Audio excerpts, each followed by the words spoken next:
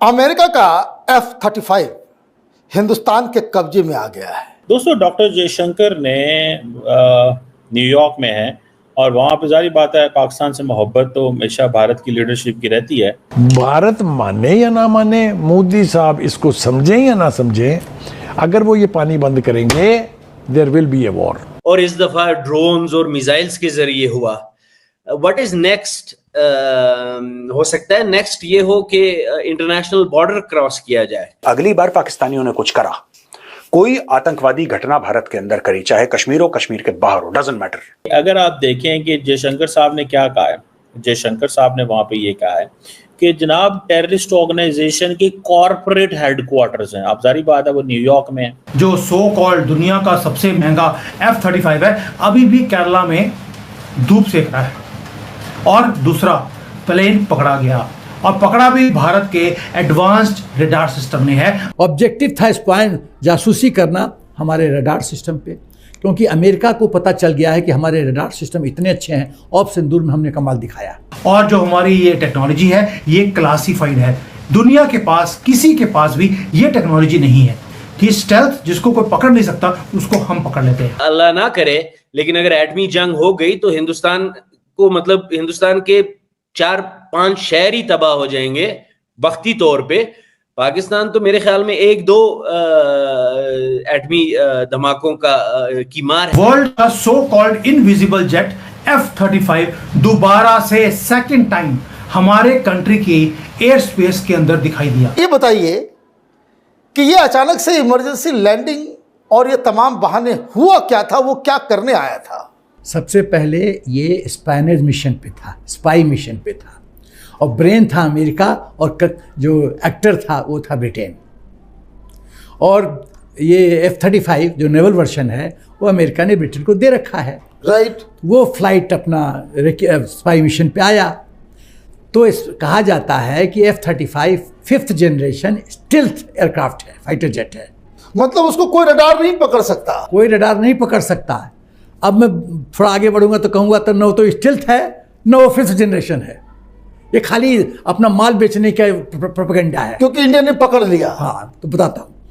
तो मेरा पहला प्रश्न है अमेरिका से और ब्रिटेन से कि आप इंडियन एयर स्पेस घुसे, क्या आपने भारत की सरकार को बताया? नहीं।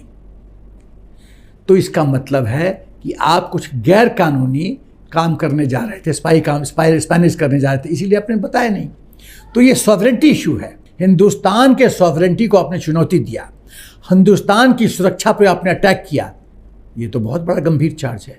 कैसे हमने पकड़ा इसको? हाँ, तो जब वो फाइटर जेट हमारे केरला के इर्द गिर्द एयर स्पेस पे आया तो हमारा रडार सिस्टम इतना बढ़िया हो चुका है, या स्टेल्थ और नो स्टेल्थ, हम सभी को पकड़ लेंगे। 5th जनरेशन 6th जनरेशन से कुछ भी हो, कोई जनरेशन हो, सबको पकड़ लिया जाएगा। 100 जनरेशन तुम अपना बाप दादा हो, सबको पकड़ लेंगे। पकड़ लिया हमने, पकड़ लिया तो हिंदुस्तान ने उसको जैम कर दिया। पायलट को तो पता चल गया कि मेरा सिस्टम जैम हो गया है। अब उसके पास विकल्प क्या था? अब किसी का हाथ बांध दो तो गाड़ी कैसे चलाएगा? तो बोलेगा कि हम ब्रेक लगा नीचे उतर रहे। उसने बोला इमरजेंसी लैंडिंग। कॉकपिट ने पूछा कारण, नो फ्यूल है ही नहीं। जब लैंड किया चेक हुआ फ्यूल था, कुछ और बहाना बताया वो भी झूठ। तो एक पर एक झूठ बोलता गया, वो पकड़वाता गया, वो पकड़ा गया। उसके बाद जब पायलट लैंड करता है तो उसको बोला गया कि हम लोग हैंगर में ले चलते हैं, वहाँ पर हम लोग अपना एग्जामिनेशन करेंगे। यहाँ तो बारिश काफ़ी हो रही है। तो उसने कहा कि नहीं, आप इस फाइटर जेट को टच नहीं कर सकते, और मैं तब तक नहीं हिलूँगा जब तक हमारा टीम नहीं आता, रिपेयर नहीं करता, हम वापस नहीं जाते। यहाँ से इसको टच नहीं कर सकते और मैं यहाँ से हिलूँगा नहीं।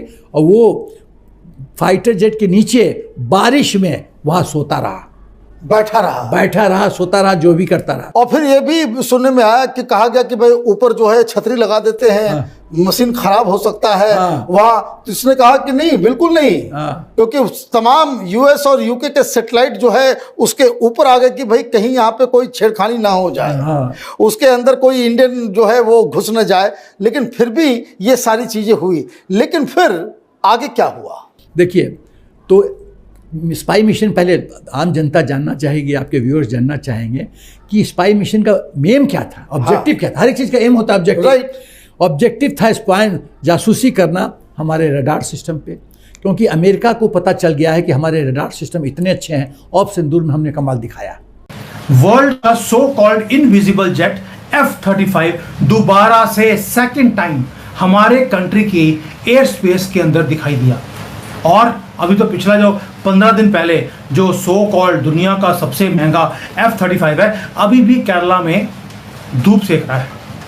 और दूसरा प्लेन पकड़ा गया, और पकड़ा भी भारत के एडवांस्ड रडार सिस्टम ने है, आंध्र प्रदेश के पास। इस बार कोई इमरजेंसी नहीं थी, कोई परमिशन हमसे मांगी नहीं, हमें बताया नहीं, कोई एक्सप्लेनेशन नहीं, और भारत की एयर स्पेस में अमेरिकन स्पाई प्लेन वो घुस जाता है। ये न्यूज़ भारत में और दुनिया में फ्लैश हो रही है।